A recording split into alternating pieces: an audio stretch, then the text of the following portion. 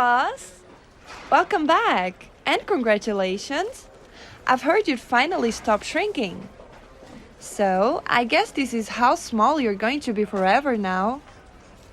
Sorry, it's so hard to get down to your level in these hills. I feel like I should lay on my tummy, then we could be about eye level. But that would be kind of intimidating, I bet. Can I pick you up instead? Walking down the hall yourself should probably take you a whole hour. Oh, well, there's been some changes around here during your sick leave.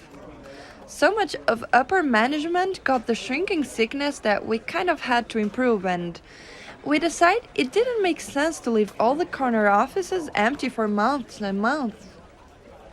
We honestly didn't know if or when you'd ever be coming back, so I guess now it's my office.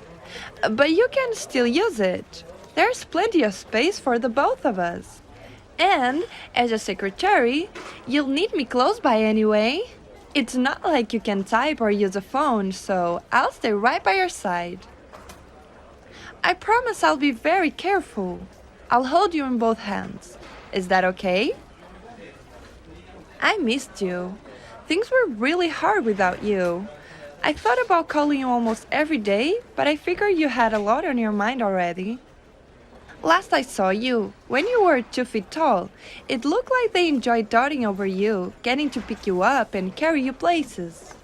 I can see why now. There's something nice about feeling your little hands touching my skin and your adorable little business clothes. How did you find them? There must be quite a shortage of doll-sized clothing these days. I got you a little mat to sit on, although I guess it's more like a futon for you at your current size.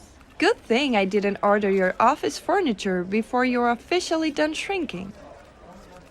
I was eyeing a tiny desk for you, but there might be a bit of a wait. Supplies are... Oh, do you think you'll be able to get comfy until then? Good. Now, the government issued some guidelines for reorienting employees when their shrinking sickness goes into remission. We are required to make any accommodations we can for your disability. But the situation is so new, I don't think anybody has an idea of what will actually be helpful. There's a survey we're supposed to fill out online, but you can't really type, can you? Yeah, you'd give pretty short answers if you had to press each key individually. Lucky for you, you're not alone. I'd be happy to fill out the survey for you as part of my secretary duties. How's that sound? Okay, now, just so you know, some of these questions are quite personal. I promise nothing will leave this room. I'd never want to embarrass you about your condition. You deserve better than that. I'm just here to help, like always. Alright, let me get set up here.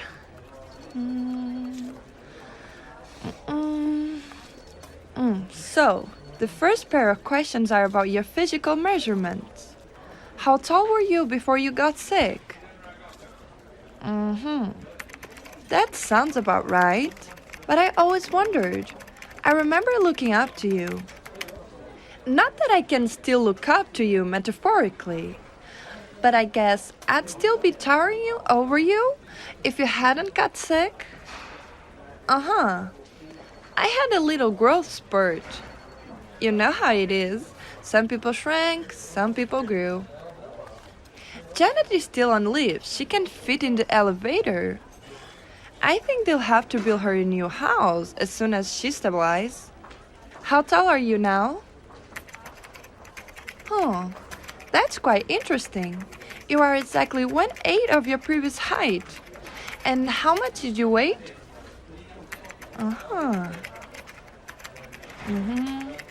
You don't have to be exact. Just your best guess. And what are you down to?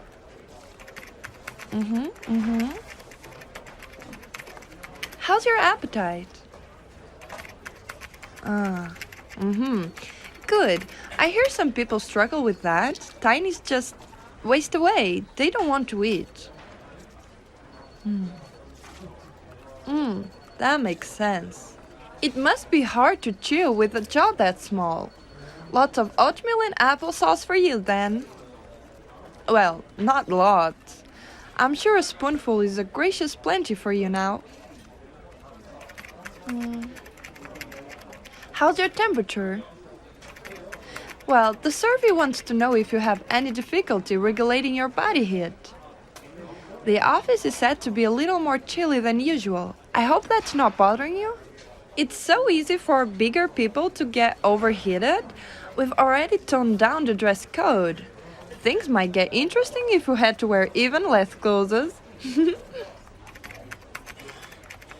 Oh, you poor thing. Let me fix that for you. I have this cloth here. I usually use it to clean my glasses, but it's very soft. And a pack of tissues too. Lay down, little one. I'll get you nice and tucked in. You can use the cloth as a blanket, and this can be your pillow. Not bad for a makeshift bed, right? You look like a little burrito, nice and neat, wrapped up like that. Actually, I better be careful. I might mistake you for one pants I keep at the side of my desk.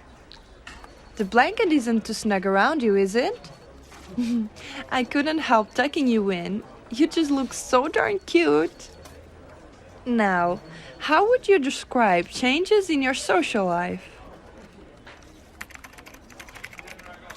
I see. Very interesting. What do you mean by that? That must have been on your mind for a little while.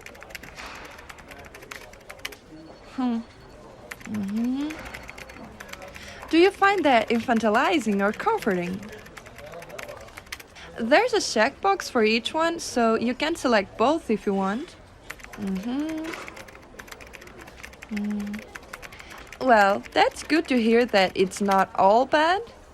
I'd feel sad if you didn't like big people taking care of you. Because I want to take care of you, silly. It's my job. Always have been. Now, how about your sleep schedule? That's pretty normal. For some reason, tinies just can't seem to stay awake for more than 5 or 6 hours at a time. Do you sleep well? How about dreams? Would you say these are good dreams or bad dreams? There's a spot for me to make notes about them. Do you want to describe one?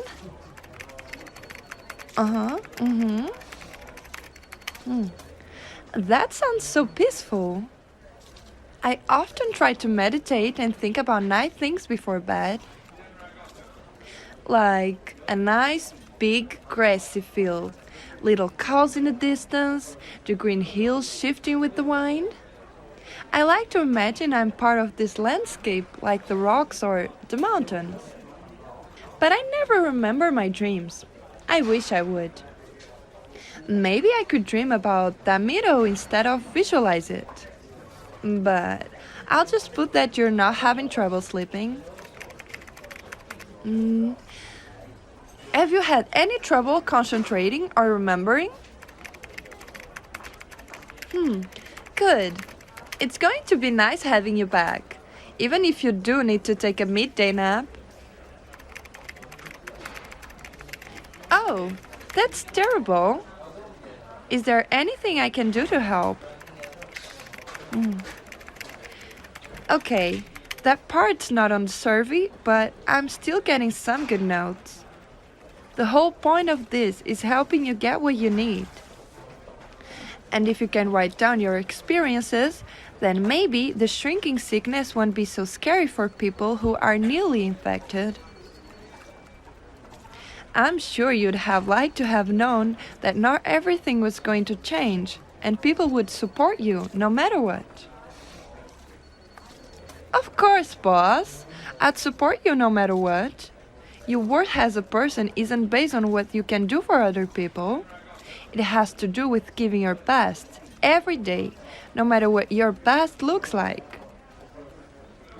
And I've always admired how giving you are, how kind and thoughtful. That's why you're the boss, and we would never dream of replacing you. You've always belonged here. Of course I'm smart. You hired me after all.